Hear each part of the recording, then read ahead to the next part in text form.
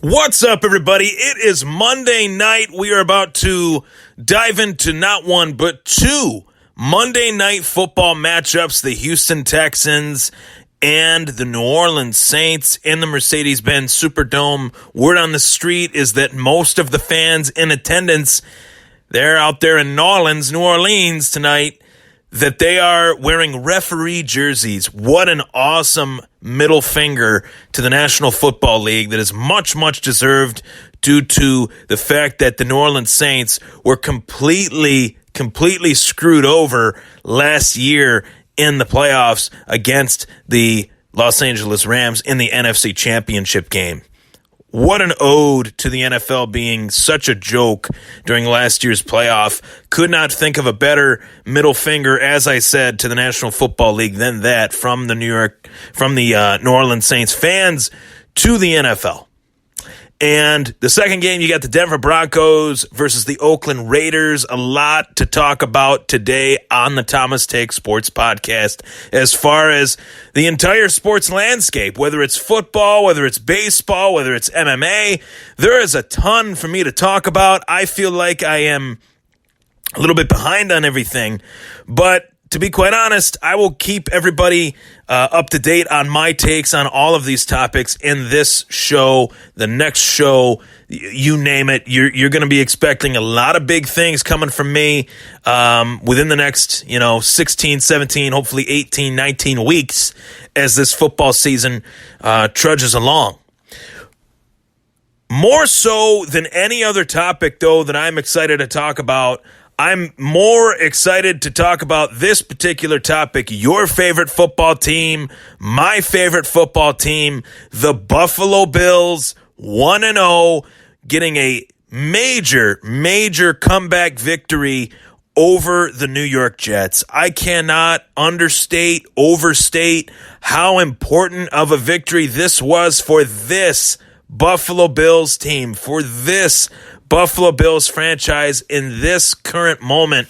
Buffalo needed to come out of New Jersey, taking on the New Jersey Jets. They needed to come out with a W, and they did. First half, make no mistake about it, really ugly. First half, make no mistake about it, cringeworthy. First half, make no mistake about it, you wanted to shut your eyes, hide your eyes. Hide your kids, hide your wife. The Buffalo Bills had a really bad first half in this game versus the New Jersey Jets. But we pulled out the dub. We got the dub. How did we do it?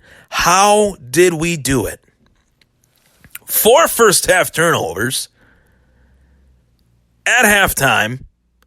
You see the scoreboard, you take the deep breath, you know that you're going to see some highlights of some other games, you know that you're going to see your fantasy scores, so that'll take your mind off of the current state of the team that you're following. That'll take your mind off of all that stuff.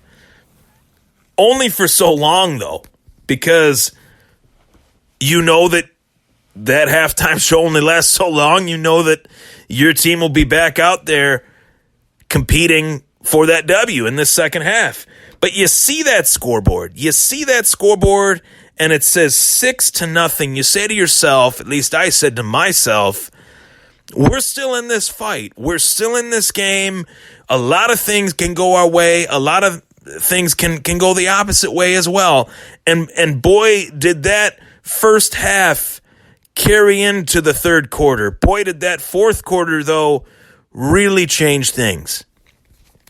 A 14-point fourth quarter and a Buffalo Bills victory.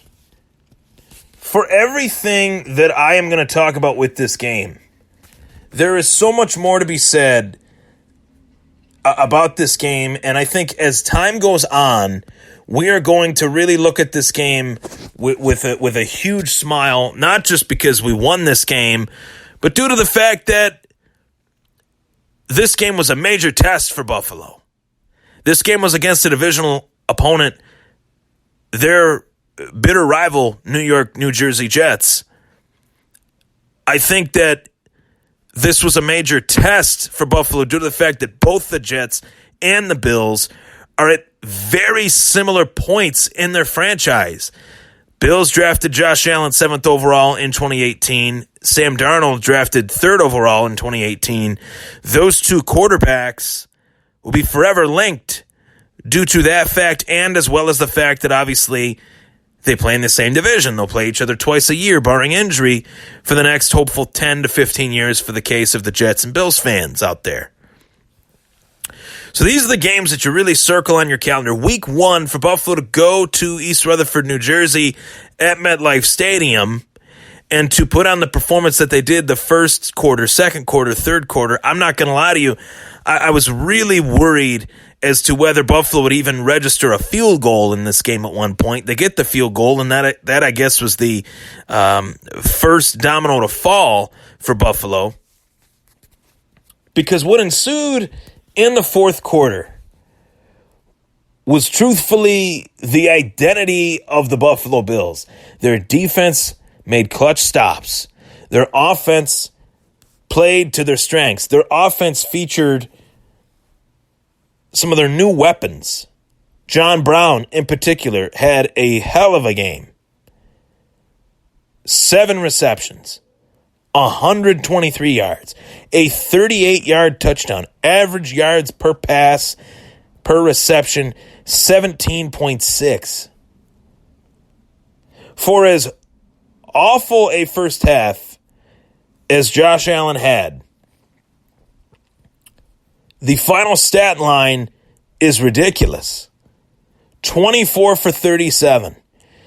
254 yards passing, 6.9 yards per pass attempt, 2 total touchdowns, 1 passing, 1 running, 2 interceptions, and a fumble, 71.2 QBR. 298 total yards, being that he had 10 rushing attempts for 38 yards and a touchdown. Cole Beasley obviously was featured in the offense. He was targeted at plenty. 5 catches, 40 yards as well. Devin Singletary.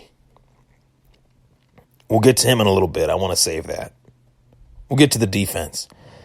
The ageless wonder, Lorenzo Alexander, he had a half of a sack. Shaq Lawson had a sack. Jerry Hughes had 1.5 sacks, becoming the 6th highest sack total in Buffalo Bills franchise history.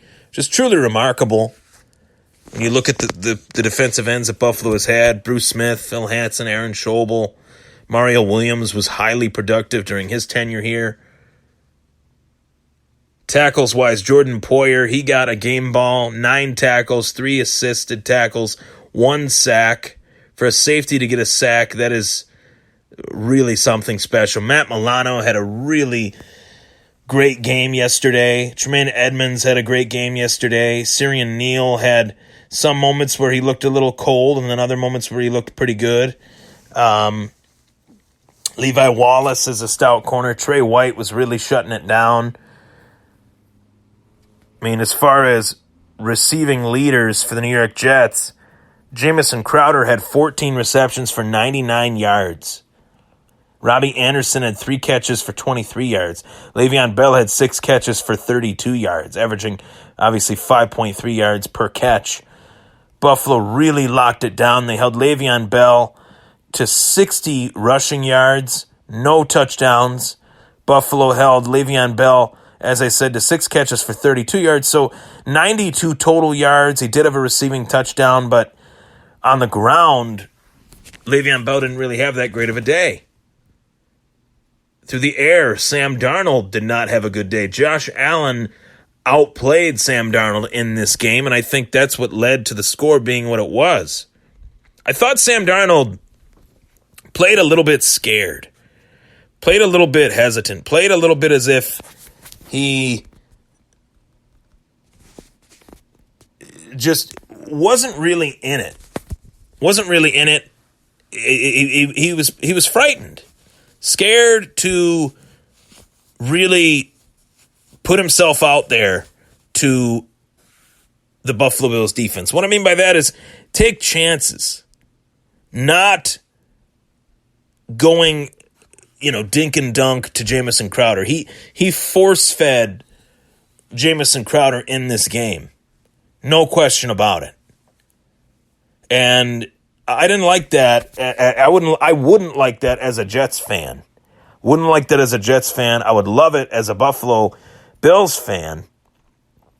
But I thought Sam Darnold was not that great yesterday.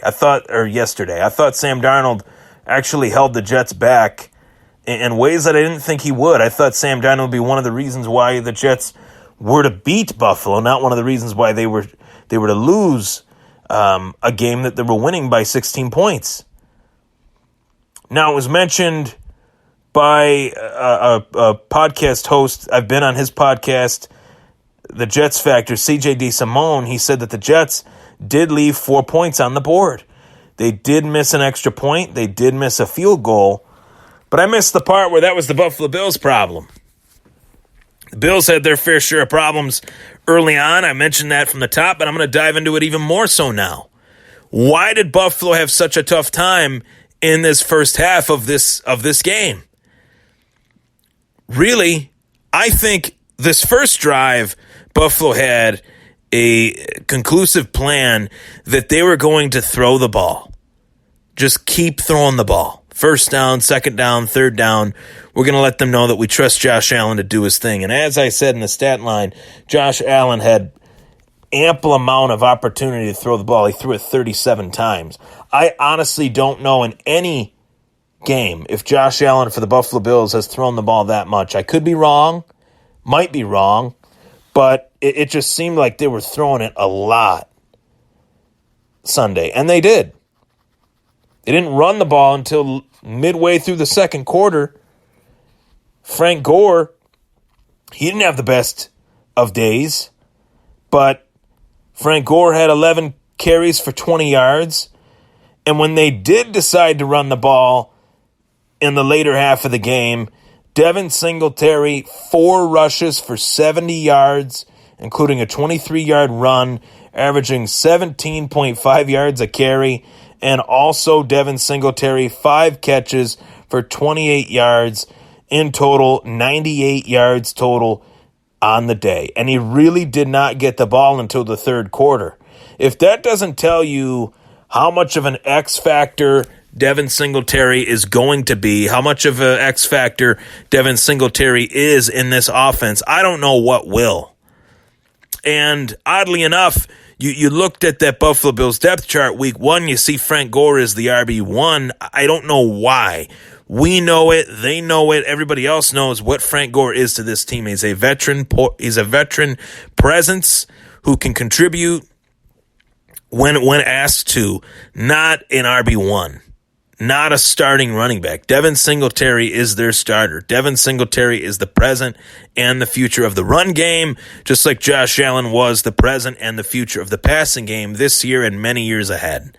I think this is going to be a really fun tandem between Josh Allen and Devin Singletary, and that's not to say that maybe Buffalo won't get another running back next year in the draft, because I think they will in the middle rounds, to pair with Devin Singletary. But that's another topic for another day, another discussion for another show.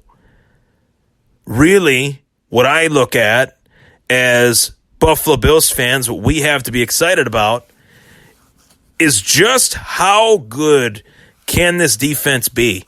How special is this defense going to be beyond week 1? Because they've shown me in 1 week that they can be very, very special. In terms of Buffalo Bills history, this defense could be one of the better defenses in recent team history and maybe all time in Buffalo Bills history. The rotational depth on this defensive line is second to none. The secondary is versatile. Trey White is becoming one of the upper echelon top 5 corners in the National Football League. No one knows his name because the guy doesn't say the stupid things that Jalen Ramsey says. He doesn't do the stupid things that Jalen Ramsey does. He just goes about his business, plays his game, and plays it at a high level. Trey White, a stud. Trey White, Pro Bowler. Should have been a Pro Bowler. Should be a Pro Bowler 2 times over in his career. Unfortunately, he's being scoffed at, but that's what makes Trey White Trey White. Teams scoff at him, teams take him for granted, and he shows them up on game day. As I said, the guy that he was locking down, Robbie Anderson, 3 catches for 23 yards. Then you have the safeties and Jordan Poyer, who had 9 tackles on Sunday, and Micah Hyde. When those 2 guys are playing at a high level, feeding off of one another, great things can happen. But I really want to give a shout out to Shaq Lawson, who I thought had a really good game. He was a definite disruptor out there. Ed Oliver was someone I was really keeping my eye on. He was throwing guys around. At one point, he completely just put somebody flat on their butt. This defense can be really, really good. And as I said, for as bad a first half as Buffalo had, for everything that went wrong, Buffalo was able to weather the storm of what was going wrong and how nothing was going right. They were able to make some real crucial stops because the Jets' offense became so one-dimensional with Sam Darnold checking it down to either Le'Veon Bell or Jamison Crowder that it became an easy task for Buffalo to do what they did. And that was come back, a big victory, a notable victory, one that Bills fans will be hanging their head on. I mean, this was, as the schedule goes on, as the season wears on, we'll be looking back at this victory and saying, wow, this was a real big one. We needed this one. We really needed this one. This was a huge road win, a 1-point win nonetheless. I don't care if it's 1 point, 2 points, 3 points, 4 points. You get the picture. A win is a win. And for all the people out there that are doubting Josh Allen after this game, saying things like, oh, he had a bad first half. He did have a bad first half. A lot of great quarterbacks have had bad first halves. A lot of great quarterbacks have had bad games. But it's about how you bounce back. And Josh Allen bounced back within the game that he was playing his worst Bills football and won it. What can you say about that? The fourth quarter numbers are eye-dropping, eye-popping, jaw-dropping, as I meant to say. 8 for 10, 108 yards, and a touchdown. I kid you not. 5 minutes and 55 seconds left in the fourth quarter. Buffalo's still down. You see Josh Allen trot out onto the field, and this guy had a look in his eye that I have never seen before. Quote-unquote, the eye of the tiger, whatever you want to call it. The eye of Josh Allen looked fierce, looked ready, looked rocking and raring to go to lead this Buffalo Bills offense down the field. Josh Allen proved to his teammates that he is the natural-born leader of the Buffalo Bills. And these guys are playing for him. This offensive line is playing for him. They want to see this kid succeed because he's done all the right things. Said little, but played loud. And that's what you need to do at this level. Say little, play loud, go big or go home, really. And, yeah, you know, I would be the first to admit, early on in the game, the pass to Cole Beasley was low and outside, if we're using a baseball terminology. Low and outside, it provided a weird angle for Cole Beasley to attempt to catch the ball.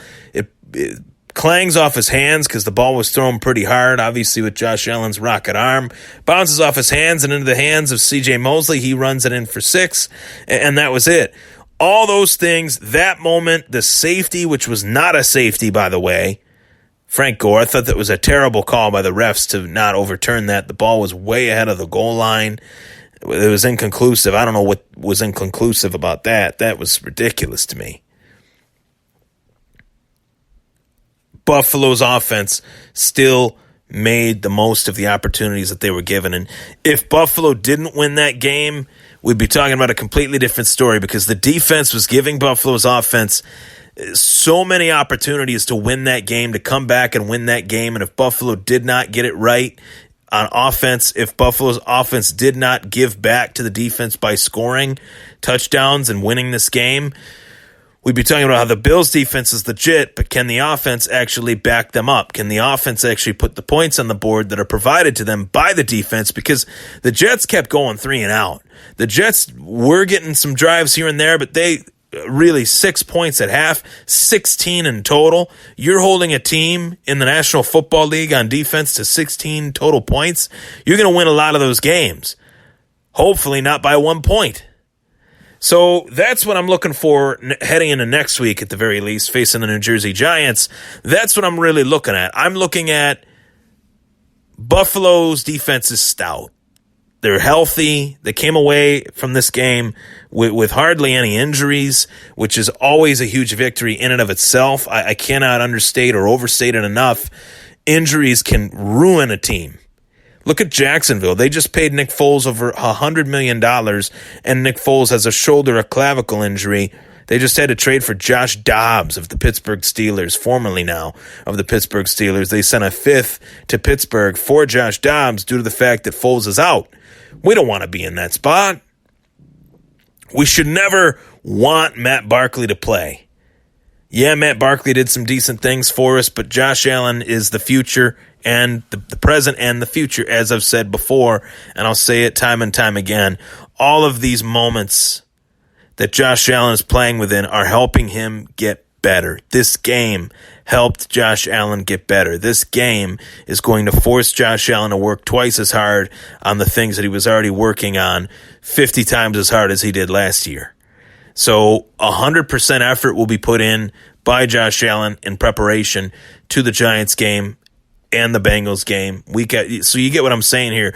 As the weeks go by, as the start list goes upward, onward and upward, Josh Allen is only going to get better, and my prediction of him being an elite quarterback in 3-4 years is valid. Because, yeah, he's raw right now. Yeah, there's things about his game that he needs to work on. Made some mistakes, but the fumble, I'm not even really going to blame Josh Allen necessarily for that. You got to remember as well, Mitch Morse was not the center of this team in the preseason. John Feliciano was the man that started at right guard for Buffalo yesterday. And as far as that offensive line, if you want to dive into that with me, I definitely would love to hear your thoughts. But I would love to give my thoughts. Ty Nsekhe, I thought, was so-so. Deion Dawkins had some moments where he looked great. He had moments where he didn't look too great. But overall, I mean, could it get much worse than last year's offensive line? No. And it was far better than last year's offensive line. So I'm very much looking forward to week 2. You don't want to underestimate anybody because the Giants have Saquon Barkley, one of the best running backs in the game. They have Eli Manning, who is at the end of his rope for sure, but Eli is a savvy vet who could pick apart a defense on any given week. But I don't think that's going to happen.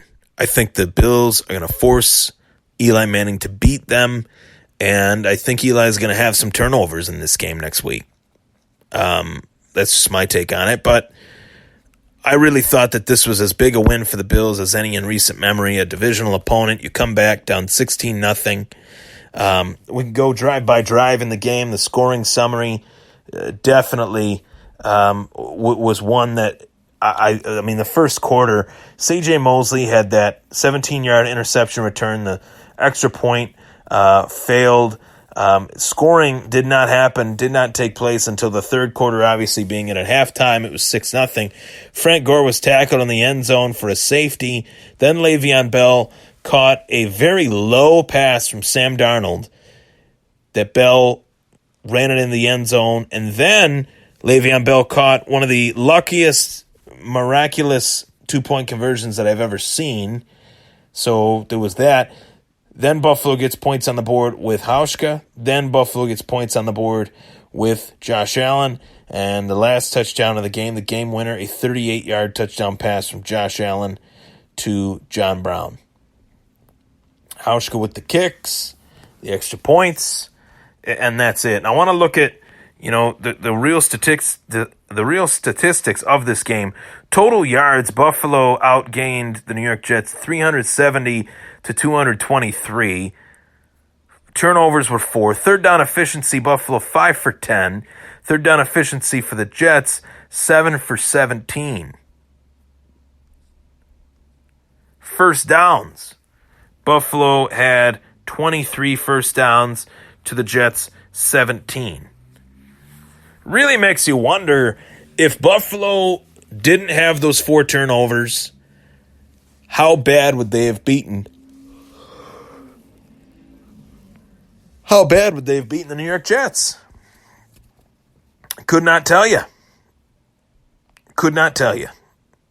But I'll take the 1-point win. I will take it. I will hold on to it. I'll hug it, cherish it for this week, heading into next Sunday against the New Jersey Giants.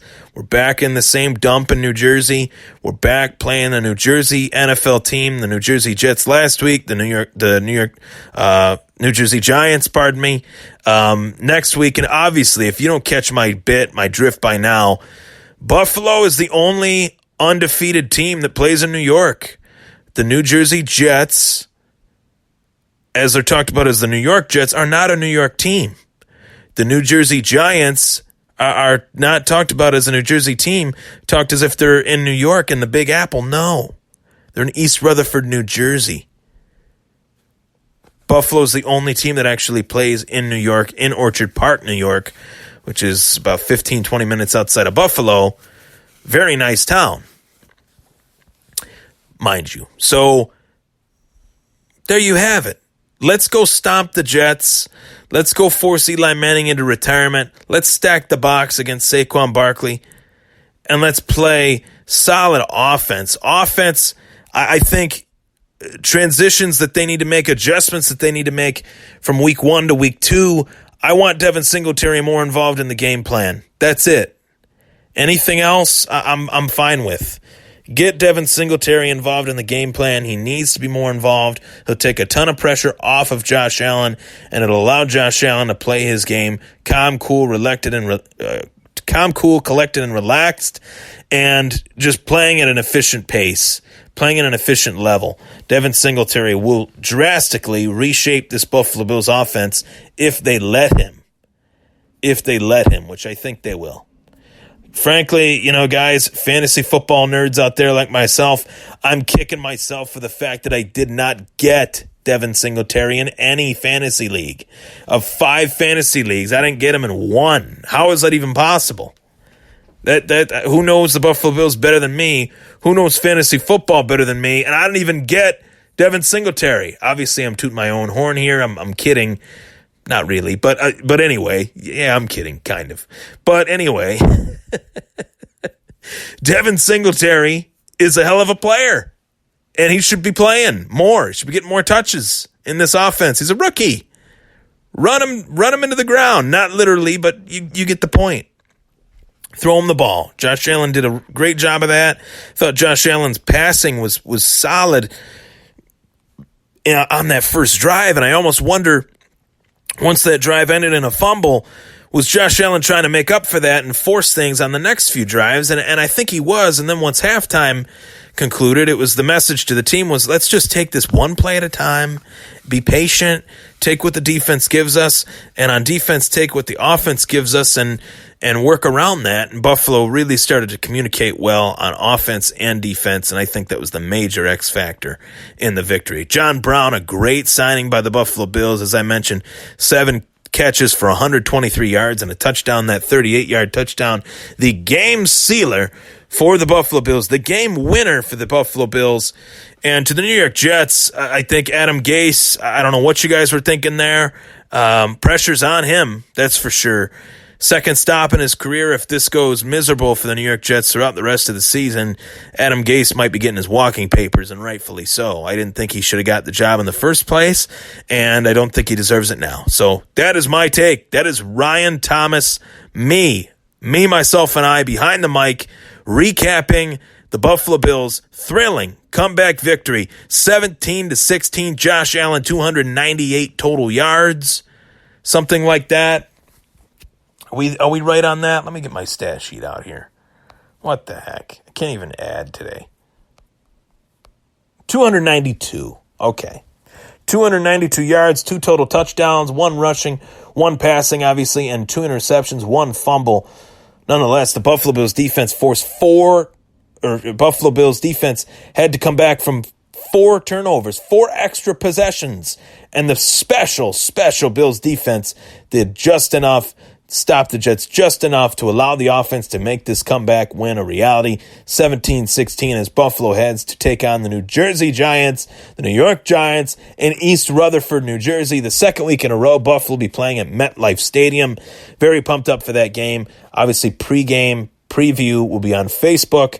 And in case you don't know, this Bills postgame show will actually be in a studio next week. Studio D with the Trainwreck Sports Boys, Degenerate Al, DJ Supreme, myself, the Takeover postgame podcast, Takeover postgame show, my show with Trainwreck Sports live in Studio D. Check it out. You will enjoy it. Plenty of fun interaction, plenty of fun conversation. This train never stops. I'm Ryan Thomas. That was the Thomas Take Sports Podcast. You can subscribe to the podcast on Apple Podcasts, Spotify. Follow me on Twitter at Ryan Thomas Take as well. Always, let's go Buffalo.